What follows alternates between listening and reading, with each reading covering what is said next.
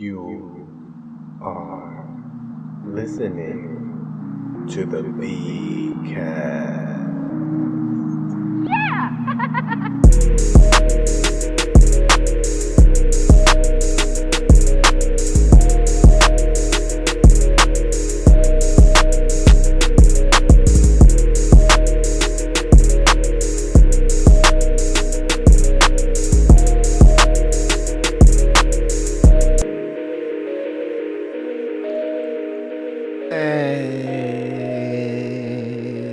We're back with another one. What's up, everybody? Good morning. Welcome back to the VCast. It's your boy, it's your cousin, it's Vic Cedeno here to bring you through another week. It's another week, and I'm back on the mic. This is getting interesting, ladies and gentlemen. We are getting consistent. We are getting consistent. That's all I want. Every episode doesn't need to be world changing. Every episode doesn't need to potentially put me on the map. We're just having fun here. We're having fun. I'm letting go of some emotions. I'm coming to these overdressed. I'm wearing a fucking jacket right now. A jacket. I should have opened that window behind me. See that window back there? For those that are watching this, for those beautiful people that are watching this, and I love you listeners too, you fucking hardcore listeners can get it. But you viewers, you people that watch this, that look into my eyes while I speak to you, I fucking love you. But also you can see that window behind me. It's just a little, I would say maybe 2x5. Nah, it's a 5 is way too big. 2x3, like a 2x3 window behind me in this basement. And I should have opened it because I'm currently wearing a jacket because the shirt that I have underneath here is stained because I just woke up, and I'm wearing a hat because I have bedhead. My hair's growing out a little bit of bedhead. Just, you're not even going to see it. Can't even show it to you. And for those of you that are just listening, yeah, it is motherfucking Saturday morning. It is 6:30 in the morning on Saturday. I'm up. I've been up for about 20 minutes already. This is just how I roll. No alarm. No goals. I have goals, but I'm trying to be funny. No desires in this world. Just getting up. Why do I wake up like that? What brings me out of my sleep like this every goddamn morning? I can't sleep past like if I sleep past 7 p.m. in bed, or as I call it these days, couch, I will be up. I just cannot sleep past that at all. Even when I used to sleep back in beds, remember those days when I used to sleep in a bed? Those days, I still couldn't sleep past 7 o'clock. My body just aches. Fucking jail did that to me. Jail life. Prison broke me, bro. There was a thread of fucking dicks in my ass that kept me awake. I woke up at 5 o'clock every morning like, you're not putting a dick in my ass today, baby.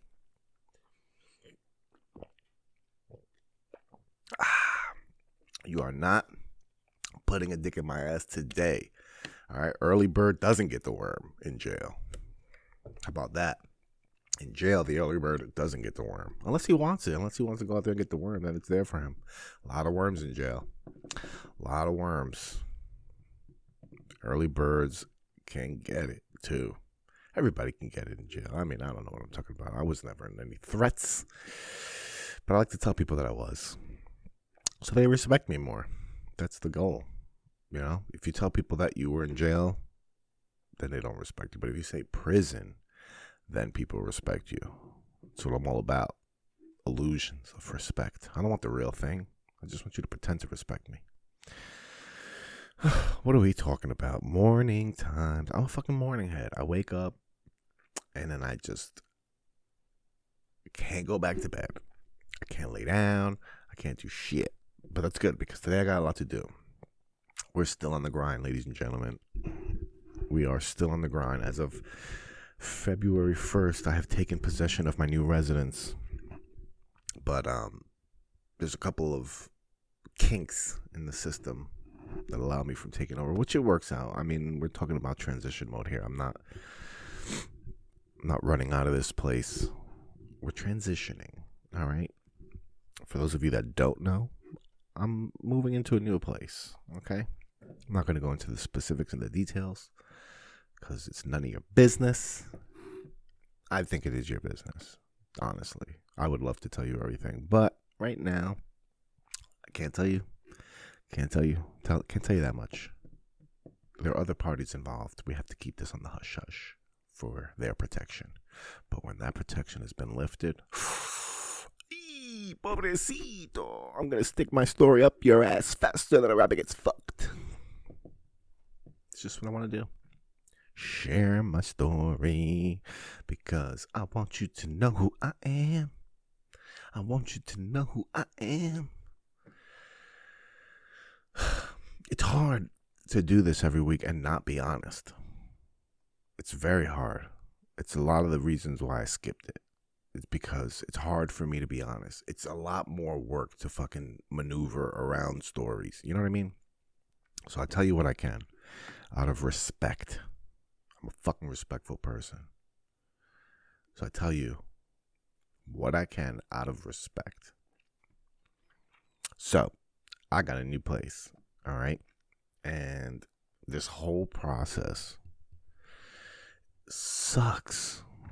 Everything I'm going through right now sucks. But the whole point of what I even wanted to talk about today is the fact that there are so many things that suck, right? There's like so many situations in your life that sometimes they bring you to the point where you're like almost broken. Like you get tired. You get tired of fighting. You get tired of bad things happening to you or things not going your way. You get tired of just being emotionally drained. You get tired of all that stuff. You get tired of sleeping on the couch. There's just a lot of things you get tired of. And when bad things are happening, I can get down on myself, especially when change is coming. I'm resistant to change because I like being comfortable. I like being comfortable so much that I could stay miserable as long as I'm comfortable. Does that make sense? I hope it does. Does it make you money? But does it make you money? I hate those fucking people. Anything you fucking tell them. But does it make you money? Anyway, so yes, you go through these things that are tough, and I've faced a lot of obstacles in my life. A lot of them I put in front of myself. Most of them, almost every one of them, I put in front of myself. But at the time that I was going through these things, it felt like forever. It felt like this is the world on top of me. Excuse me. It felt like this is the world on top of me. The pressure, the stress, the feeling of hopelessness. These are all things I go through when I'm going through, let's just say, when I'm going through, like when I went to jail. The pressure and the fear and the anxiety that I felt was, stuff I've never felt before leading up to it. And then I remember that first day, once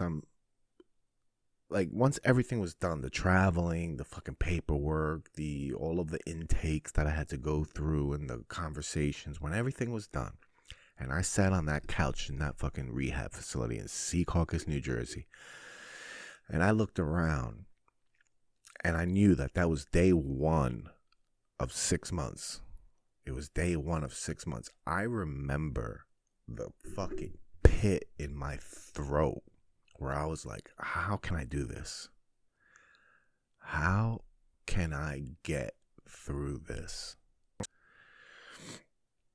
And I don't know how I did it. I'm not going to sit here and say I have a formula for getting through tough situations. But I am going to say that because I kind of do. I kind of have a little bit of a formula. When, here it is, right? When things get really rough, when things are stressed out, when I don't know what to do, when I feel like I'm completely overwhelmed, I just do the next right thing. This is a fucking AA term. Do the next right thing. It really boils down to like the simplest of things you could do, because you can't control. When I'm sitting there in that chair in that fucking rehab facility in Secaucus, New Jersey, called Turning Point, it's where I became a Republican. Turning Point was the name of the fucking rehab facility that I was in for 6 months. When I was there that first day, when I had that pit in my throat, I was thinking about the 6 months. How am I going to complete the 6 months? The level of anxiety that I felt, the pressure, the fucking shit that was eating at me was me telling myself, how am I going to do this for 6 months?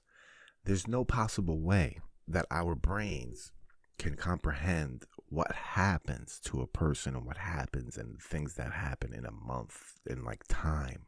I don't think our brains really, really grasp change, because so much happens in so much time, right? That just makes so much sense. So much happens in so much time. So much happens during time, like time passes, and you're really only aware of the actions you're taking at the time, right? If you live in the moment, if you're very depressed, like I get sometimes, then you might think about the past and the future a lot, but that's all that gets you. You can't control those things. You can't control the past. The past is done already. You can't do nothing to change it. The future hasn't happened yet. You can't do anything to change it, really. Can you? Yes, you can. You can do the next right thing right now. Right now. What does that mean? What does doing the next right thing mean? For me, doing the next right thing means getting up and going to work the next day.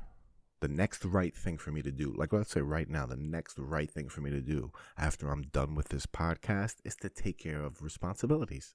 Take care of my responsibilities. Do I have to clean? Let's say the bathrooms are due this week. I have to clean the bathrooms this weekend.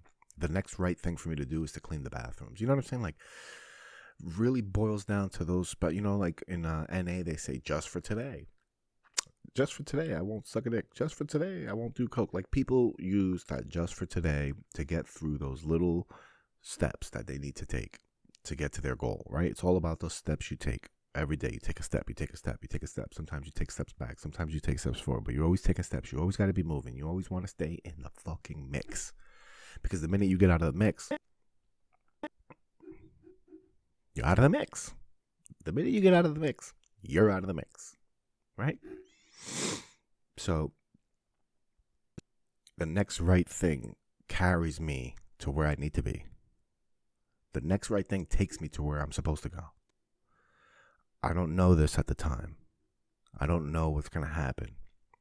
But historically, in my life, I've been pretty optimistic. It's like a family fucking trait, actually. Like, my family, we are highly optimistic. The world can be burning around us and we'll still be smiling. Look around. For the people that are smiling, they're probably related to me.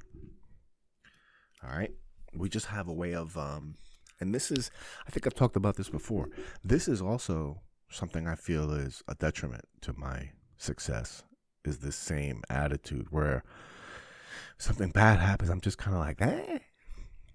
Kind of laugh. Listen, my grandma died, the matriarch of our family, of who I'm talking about, the positive people. My aunt, 1 minute was gonna throw herself in the fucking grave, and the next minute we're on the beach and fucking cabarojo. You know what I mean? Like, we try to make the best of things. So I'm usually highly optimistic, but this problem that I'm going through now, my situation, and I'm going to make an episode where I just talk about it one day once things clear. And the problem is my wife hasn't really talked to her family yet, and I don't know if they listen to this podcast. If they do, please, don't blab around. But so she's just, maneuvering that, and I'm trying to be respectful of that. with my huge platform. Okay? But with all the stuff that I've been going through, a lot of it I've been going through alone for this, what I just told you, because, I don't want to tell nobody. And you know what, to be honest with you, it's really felt like a source of shame for a very long time, because, me and my wife had such a great relationship, and we still do. We had such a great relationship and such great pictures that it just felt like I failed. I felt like a failure. I didn't want nobody to know I fucked this up. You know what I mean? And I just wanted to keep things to myself. I lost my train of thought. So with everything that's going on, like, I just have this positive experience in my life. I have this experience that I feel is true. I just don't know. I don't have any other evidence. I have to talk to more people about this. But I feel like as long as I do the next right thing, things have a way of working out. Things have a way of working out. As long as I do the next right thing, things have a way of working out.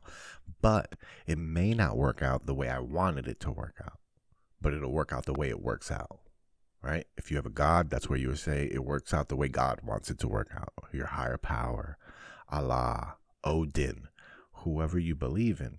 I don't believe in a name. Okay, I believe in spirituality. I believe that there is a plan. I don't know. Not like somebody has a fucking list, that they're checking off that we're supposed to do all these things. No. I feel the universe has a destination. Like, it's already going somewhere. Like, this is all going somewhere already, and we're in the ride.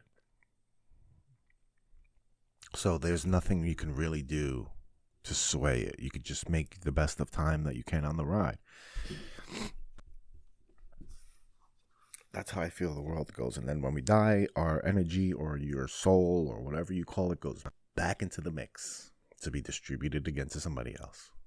And our energy just keeps getting recycled and recycled and recycled. And I feel like we keep glimpses of it. We keep glimpses of our past lives, and parts of us are in different dimensions. It's a fucking wacky shit out there.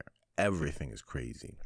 But if I think some bearded guy is up on a cloud, dictating things and thinking about me and my family, and, and they take care of, it's just fucking, I don't know. That fucking church is crazy. But how am I getting into this? I feel like if you do the next right thing, things will work out. Things just have a way of working out, right? It's all about your perspective. This is important. This is an important ingredient of this mix. All right? When you're doing the next right thing, you can get frustrated because of your perspective. Your perspective and the way you see things dictates your behavior and your attitude. Okay? So, for example, if my perspective is negative and shitty and my outlook on things is typically shitty, I probably have a shitty attitude. You ever meet those people where they're just fucking negative about everything? Everything is negative. Everything is not going to work. There's always, bad news. It's just, those people are a fucking emotional drain on you. They're an emotional drain. All right? Perspective really dictates your attitude. So, for example, if it's snowing outside, my perspective could be, fuck, I hate snow. This sucks. I don't want to be in the snow. I don't want to shovel. And just complain. That could be my perspective. Or I can say, I really don't like snow, but it's kind of beautiful. It's kind of nice looking. Well, at least I don't have to do this. You know what I mean? Like, you can choose to pick the things that you want to react to. Like, if you just want to react to negative shit, you're going to have a negative perspective. You're going to have a negative attitude about things. And that fucking feels like a drain. Negativity just feels like a drain. People are like, oh, why are you always so positive? Don't say nice things. Because it fucking feels better. It really does. Like, I like making fun of shit and being negative. It's funny. Negative is funny. But positive could be funny too. It feels better.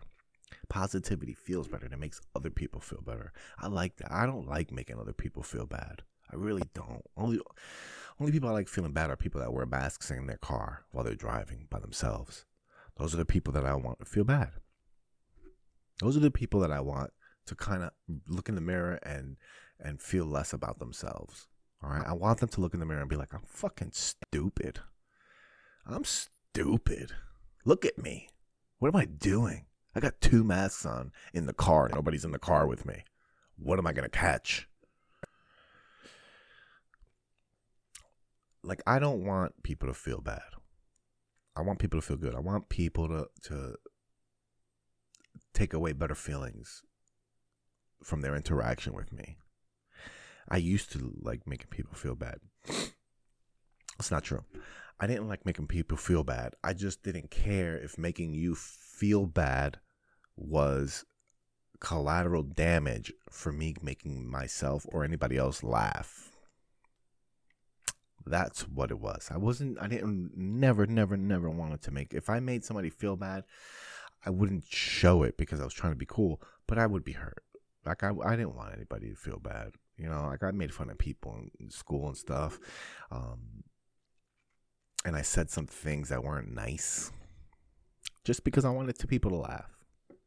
I never said anything malicious to people, unless I didn't like you or we were fighting or something. I mean, that's different, but just for no reason. Like, I never was malicious to people, like said things just to be nasty or anything like that. I said things to be funny, and sometimes the unintended consequences of that were your feelings were hurt, but never malicious. I never want to put people in situations like that. But what was I talking about? Perspective. Don't make things a tragedy. Don't make things a tragedy. Everything doesn't have to be a Shakespeare play for you. All right. There's a lot of people, you interact with them and everything is drama. This year's award for best drama goes to your mom. Like, your mom's on Facebook wilding out, talking about all her fucking business, telling everybody her feelings, and just looking like a goddamn mess. Well, guess what? People look like that in real life too. Like, people that just like drama, they're like fucking hair's messed up. They have half a tear in one eye. They've got one fucking tear all the way down the other cheek. They're telling you stories. Their fucking nose is running. Their breath stinks. Like, they're just gross people, like the drama people. Here's the thing, though. When people are like that, when people always play the victim, they're rewarded for that. There's a reward that they're seeking, okay? Because when you're the victim, when you are the sad part of a story, you're also always right. It's a form of being right. It's a form of attention seeking, which I can identify with 100%. I just get my attention differently. You know, those kids that would cry, like, it's like an adult temper tantrum, but people do it because it makes them right. Like, there doesn't need to be a right or a wrong, but some people, even when there's, let me rephrase that, even when there is a right or a wrong, people want to be right, and by being right, they put on these shows so that they can they put on these stories so that they could be the victor. Like, everybody wants to be victor. How am I trying to explain this? All right, so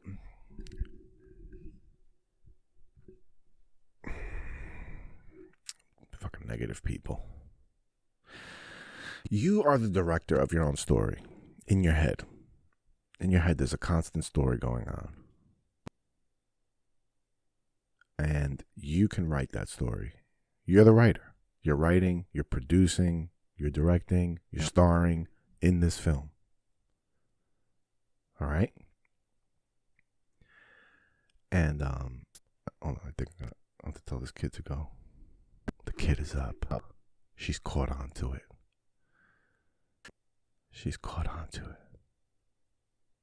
Where she found her iPhone, in which she won't be coming down here. Anyway, you're the director of this movie. You star in this movie. That goes on in your head. You write the script for every character, for all their lines. You make this all up in your head. Like when you get cut off by someone on the highway, you write the story that they're an asshole, that they're doing this, that they're doing that. You write that. You get angry at them based off of what you think is going on. It's your story. You wrote that in your head. All right. They just cut you off and you wrote a story in your head, and now you're right and they're wrong and you're angry, and it makes you the superhero of your own story. Right. But you also get angry and you react. Now, if you wrote the story differently, your reaction would be differently. So instead of when they cut you off, you write the story that they're an asshole and they're inconsiderate and they don't think you're shit, and they just cut you off and they're pieces of shit. Instead of writing that story, why don't you write, maybe their mother's sick and they're on their way home to go get them. Maybe, they're having a rough, you can write the story to be different because it's a story anyway. It's not true. Either way, you just made that up in your head. You know what I'm saying? Either way, you just made that up in your head. When you have a conversation with somebody and you're going off intuition, I think this person's doing this, and you react to a conversation, or you ever have conversations with people in your own head?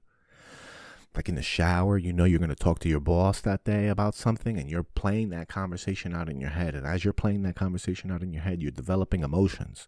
And those emotions don't know you're fucking telling a story.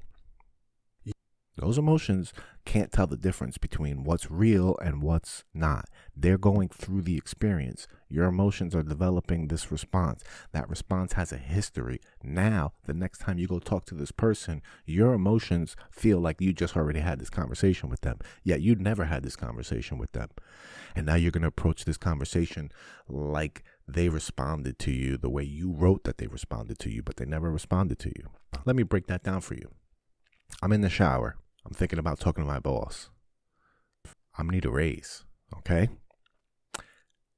I haven't asked my boss yet anything. I haven't said anything. Me and my boss are fine. The relationship, we're not arguing. We're not fighting. There's no tension, nothing. But in my head, in the shower, I'm thinking about this conversation I'm going to have. I start playing that conversation out in my head. And, the way it's going in my head is I ask, and then they responded, and then I add, and we're having this conversation, this back and forth. And in this back and forth, they say no. And then I'm going to play that conversation out in my head that he said no. And then I'm going to say, well, why? And then I'm going to make up why he says no, because I don't deserve it, or because I did this, or because I did that. I'm going to make that up in my head. This is a conversation that still hasn't happened yet. This is still all going on in my head. I'm having this conversation of how this conversation is going to play out. I'm in the shower. I'm getting fucking worked up. Who the fuck does this guy think he is? He's not going to fucking give me a raise? Fucking little pipsqueak. Why would you say that? Like, I'm playing this out in my head. This conversation hasn't happened yet. I'm playing this out in my head. Now I'm fired up. I'm fucking angry, bro. Who does this guy think he's talking to? Are you kidding me? Like, this is playing out in my head. Now I go to work. This conversation happened 45 minutes ago in my head. It didn't happen in real life. All right. Now, when I go to work and I see my boss, we're on two different fields. We're on two different playing fields. He's playing on the field that we're really playing on, which maybe he's got his own fucking story. Maybe there's a third playing field. You don't know what's on the other side. You don't know what people got going on in their head. So maybe he's not thinking of it. Maybe in his mind, he's been thinking that you've been asking him for quite some time. And he's been having this conversation of how he's going to give it to you, of how he's going to be, right? You know what? You do need a raise if you do ask. Like, he's has his, meanwhile, in your mind, you're thinking he's going to fight you for it. And how do you think you approach that conversation? You start that conversation 45 minutes into the conversation when it just started. You understand what I'm saying? You bring all that emotion with you. You ever have a conversation with somebody that you did that with? And they're like, why are you mad at me? What are you angry about? You know what I mean? And they don't know because you haven't told them. But in your mind places like this unrealistic expectation that they should already know why you're mad. Because you've already had this conversation. Then you're angrier because they don't know. And you're like, why are you acting like you don't know? You know what I mean? Like, like emotions and your mind are fucking tricky, man. That's why perspective, it's such a trait.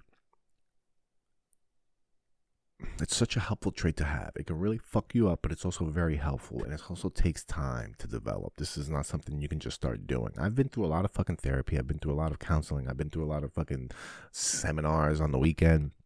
So I've done a lot of work in this field. All right. When I got locked up, my brother changed my perspective going in. All right. Because going in, I felt resistant to it. Right. I felt like I was getting a raw deal. I was not a criminal. All right. I committed crimes. So technically, yes, I was a criminal, but I wasn't a criminal. I'm not a bad person. I just got greedy. I just made the wrong decision. You know what I mean? And it cost me dearly, that decision. And I thought it was unfair that it cost me so much. I thought it was really unfair that I had to get sentenced to prison. I thought, like, what? I'm just a good kid. Like, I know my heart. And I couldn't believe that I was, like, getting put in that position, you know? So I was very, very resentful. I was angry. I didn't take it in stride like I'm showing you now. I was fucking going through it. This is only like this because of now. Because I was, I'm able to look back at it with hindsight. But at that point, I was fucking going through it. And my brother told me something that changed my perspective and how I reacted to everything. All right? And my brother told me, if you want to beat them, if you want to beat the system, do everything they tell you to do. Do everything they tell you to do, and they can't fuck with you. And it, like, that penetrated, that got through to me. And I was like, wow, if I'm just going to do everything. And it changed my perspective. So now in there, when I went in, I wasn't going in with the perspective of fuck this shit. I didn't go in there with that anger or that resentment. I went in there with, I'm going to do everything they tell me and I'm going to win. I'm going to win. That was the perspective. That changed everything. It really, really did. I went in there with a different mentality that doing what I was supposed to do was going to benefit me. That doing everything they told me was going to make me win over them, over their own program. So I did everything. Like, I participated. I was involved. I spoke. I took turns. I took the therapy seriously, not because I thought I needed it, but because I thought it was going to benefit me. I thought it was going to help me win. So I went for it. But if I had a different perspective where I was like, this is going to be stupid, it could have been a very rough time. I could have went to prison. Because I had the wrong perspective. How important is perspective? You control it. You control the narration. You dictate the story in your head of what's playing out in front of you. You write that story. Whether it's right or wrong is irrelevant. How it affects you is what's important. Are you going to write a story that makes you the fucking hero, or are you going to make the story that makes you the fucking joker, like the jester or the bad guy? That's up to you. So I feel like that's why I feel like there's a light at the end of the tunnel. You have to be persistent. You have to be consistent. You have to have the proper perspective so that you can persevere through these things. It ain't easy being breezy. I mean, we're just going through it, man. I mean, we're just going through it. Let's take the situation I'm in now, and I'm gonna wrap it up. Wrap it up. Maybe, I don't know. We'll see. I'm blabbing. Let's take the situation I'm in now. I've been very resistant to leaving because I love this house that I'm in, and I'm comfortable, and obviously I don't want to leave my family. But we're in a position where we got to do what we got to do. So my perspective could be negative about it, right? I could be angry about it. I could be resentful about it and make this process a lot worse. Or my perspective can be hopeful. My perspective is hopeful in the fact that as long as I do the next right thing, things will work out. Things will be better. I'm not going through anything that nobody's gone through before. I'm not fucking in uncharted territories for people. I mean, it is for me. Change sucks, right? Going through these emotions suck, but my perspective is that there's light at the end of the tunnel. Things can come out of this. Then there's the whole search for an apartment. That was fucking challenging. The search for an apartment was challenging because right now that nobody's leaving. There's very shortage of apartments because people can't get evicted. There's a eviction freeze. So nobody's leaving apartments. So apartments are very short to come by. Plus I'm on a fucking budget because of all my past what is it called? My past discretions? I don't know. I'm just fixing my credit. Also, credit scores over 700. Just an update on that. I got that loan that I paid off all that credit card debt. Remember that? I don't know if I told you about that. Anyway, so the apartment search is hard for that, So I'm just constantly going through rejection, constantly not working. And I'm like, fuck. There's a light at the end of the tunnel. Persevere, consistent, every day. Next right thing. All right. I wake up. Do I play video games? No. The next right thing is I look for an apartment. Do I do this? No. The next right thing is, you know what I mean? That's the next right thing. I don't want to, but I do. And, it pushes me along little by little. So then things end up having a way of working out. I call an apartment. Check this out. I call for an apartment. The lady says I can go see it the next day. I line up some other viewings the next day, and then I had made the appointment for her for the afternoon. The next day I wake up and it's the morning, and I'm like, you know what? Let's see if she can show it to me now. She's close by. I call her and she's like, yeah, sure, come by. I go see it, and apparently it's an apartment, a 1-bedroom apartment above a pizzeria, and the owner of the pizzeria lived in the apartment, and he got sick and he was in the hospital, and they're like, he's gonna die. They know that he's gonna die, and the owner, he owned the building. He made a will and left that lady in the will, and she didn't know that he left him in the will. Like, she didn't know she was going to take over the apartment. She never planned for it. She take over the building. She never planned for it. The guy had just left it in the will. So she was making, arrangements. So she was renting the place. She's never been a landlord before. She's an older lady.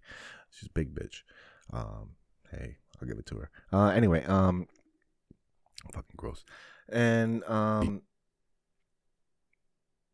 what happened? Oh, so she's a very, very nice lady. Very nice.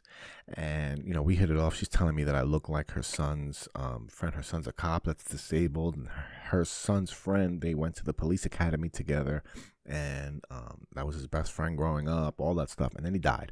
So I look like her son's best friend that died. And she's, takes to me very quickly. And we start getting along, showing me the place. I'm telling her my situation. Anyway, I leave the place and I'm like, that's, it's so close to my house. I'm like, this is the spot. The other place looked nicer.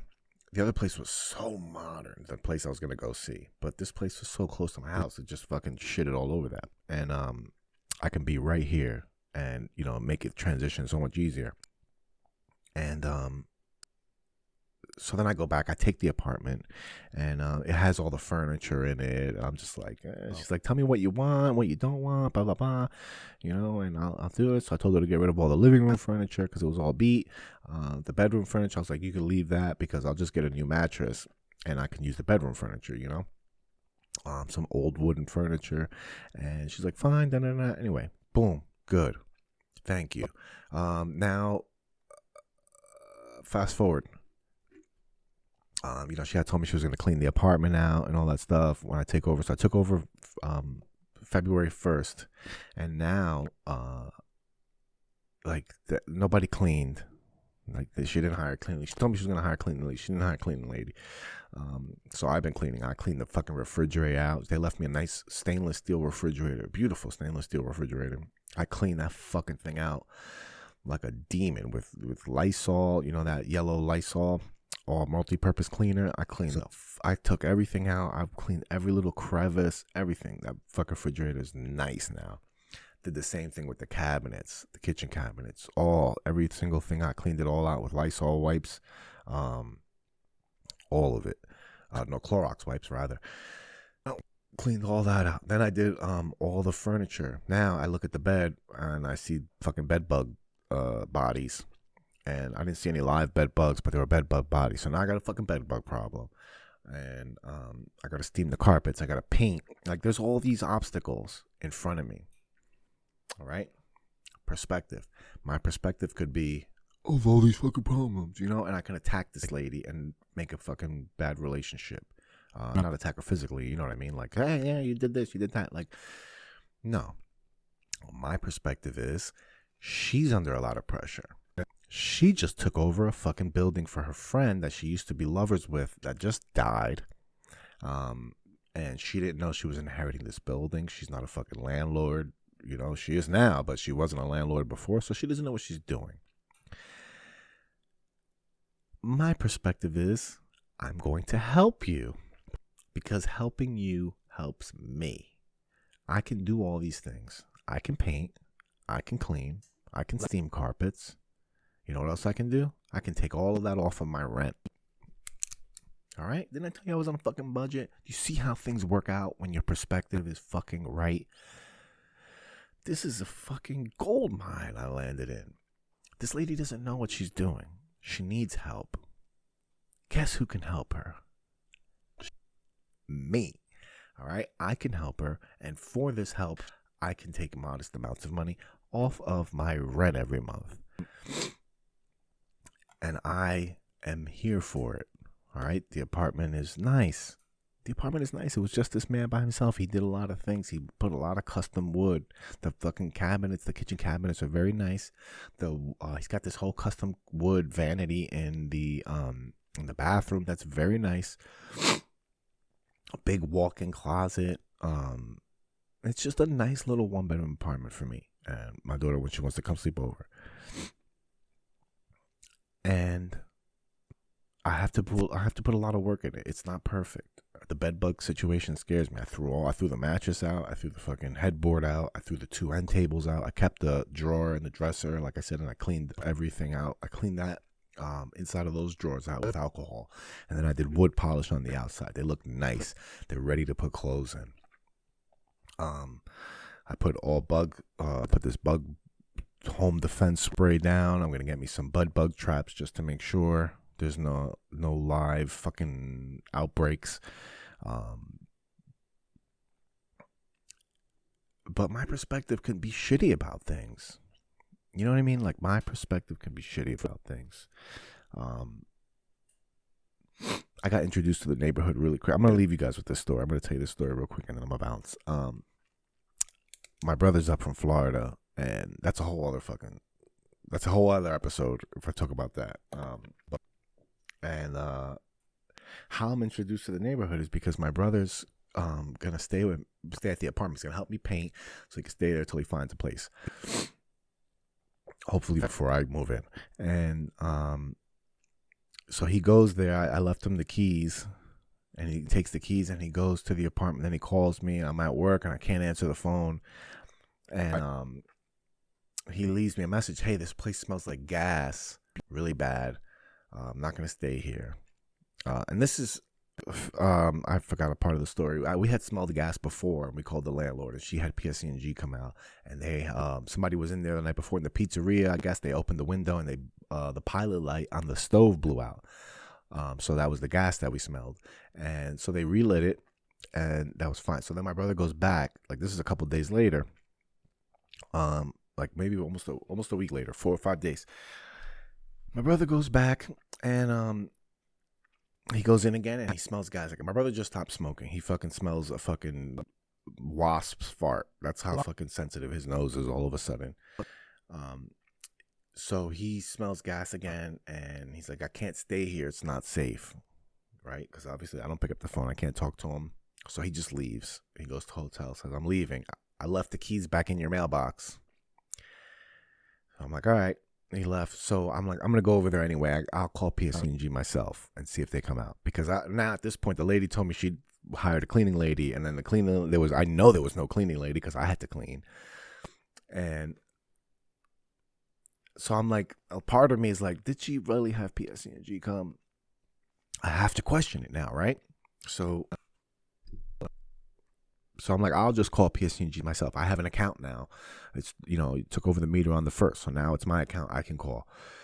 So I call. I'm on my way over there. I'm driving and I call. I got beer. I got my weed with me. I'm going. I'm going to fucking clean. I'm smoke. I'm going to drink. I'm going to have a good time fucking doing work, right? I got my mask, gloves. I got all my cleaning products. I'm just going to put some fucking work in. I call PSE&G, tell them about the gas leak, and they're like, all right, well, evacuate the premises. She mentioned something about calling 911. I thought she said, don't call 911. That is what I thought she said. Don't call 911. All right. I get to my block, and as I'm pulling up, I see 911. I see all of the lights. All right, there's 2 cop cars. There's a fire truck. And the fire, I don't know if it's the fire inspector or the fire chief. I think it was the fire chief. They're all standing there, like standing around looking. I pull up and I'm like, hey, I'm pulling around. Nobody knows who I am. I just pull up and I'm like, hey, the keys are in the mailbox. I'm pulling around. And I just pull off and they're all looking around. So they go check in the mailbox. I walk around. After I park my car and I come walking up and they're like, hey, there's no key in the mailbox. And I'm like, what do you mean there's no key in the mailbox? My brother said he left the key in the mailbox. I have to go see. There's 17 fucking city officials standing outside, police, sworn members of the fucking community, and I need to go look in the mailbox. I can't take their word for it. I look in the mailbox. There's no keys. I'm like, fuck. I call my brother, hey, there's no keys in the mailbox. He's like, yeah, I left them in there. I'm like, well, no, you didn't. I'm looking at them right now. I'm here with the fucking police station, everybody. He's like, hey, I left them in your mailbox in your house, not the apartment. I'm like, so embarrassed. These people are fucking like, you don't have a key, blah, blah, blah. And then, so we try calling the landlord. The landlord doesn't answer. I'm like, you know what? I live 10 minutes away. Let me run home now. I'll run home and run back. They're like, hurry up.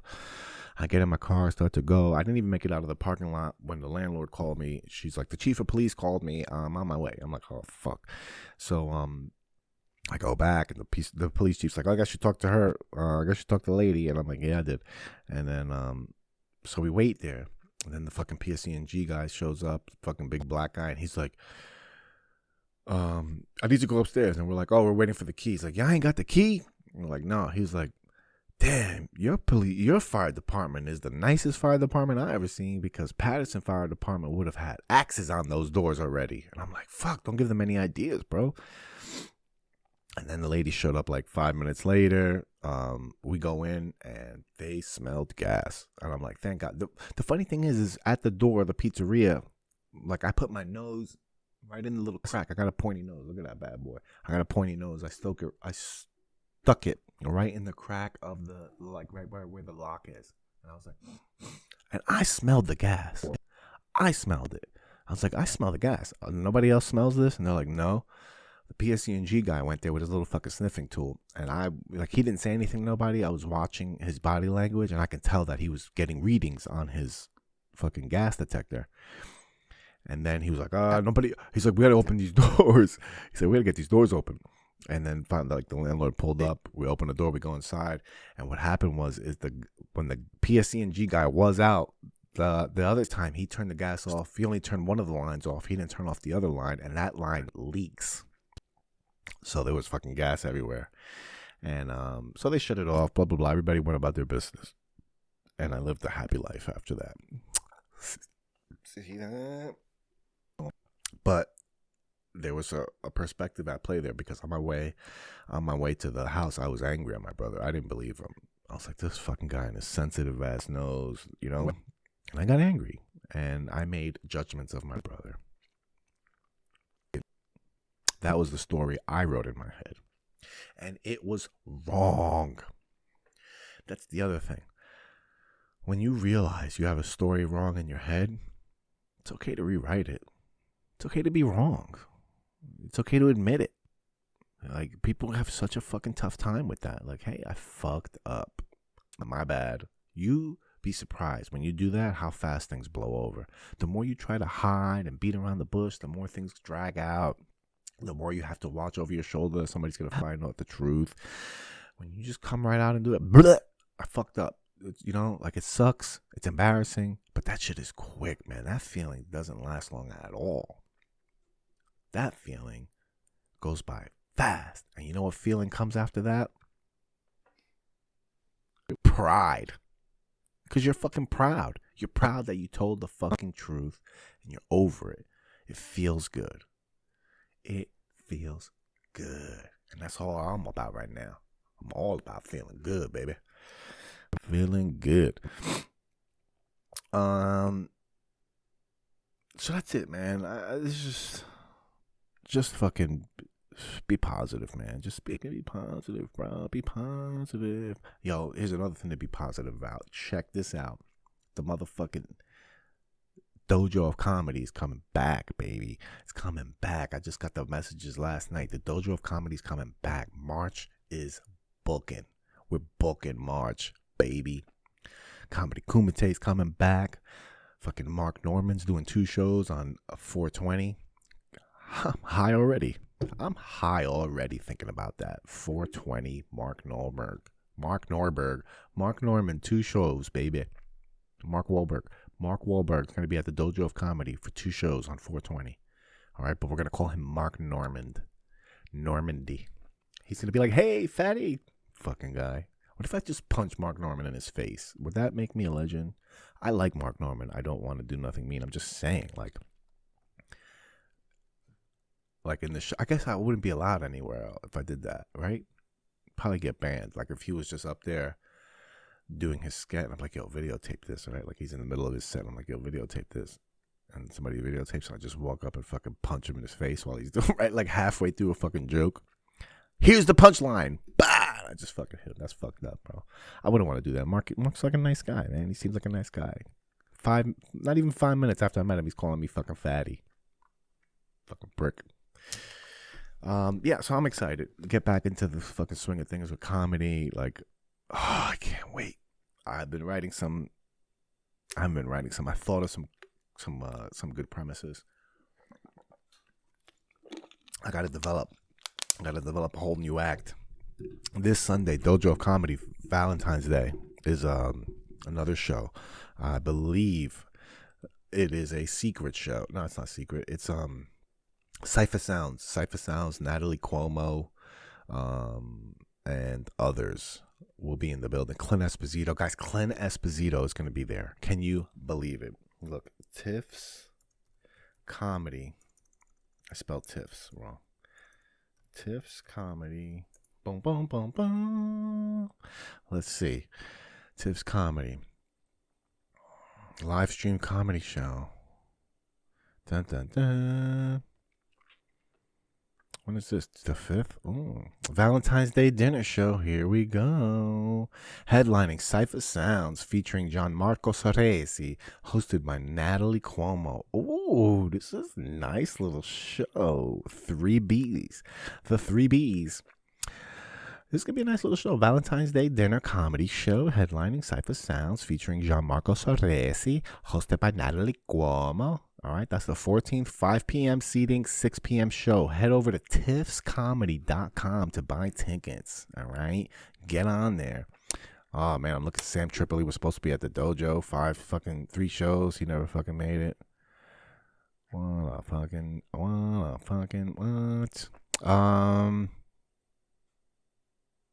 Just going through the website, guys. Yo, Valentine's Day. Do it. Comedy's coming back. You guys got to come out. We got to go out again. We got to hit the fucking streets. I'm about to go hit the streets now. This episode is over. Thank you for coming. Thank you for playing. I appreciate you. Shout out to the sponsors. New Jersey's, New York's #1 pool table company. 18 pool table service, baby. That is njnypooltableservice.com. You need your table moved. You got to do some things. Call the boys. They got gloves with no fingers. They got the gloves with the no fingertips. They know what they're doing. All right? Call them. They'll make your table look beautiful. tiffscomedy.com.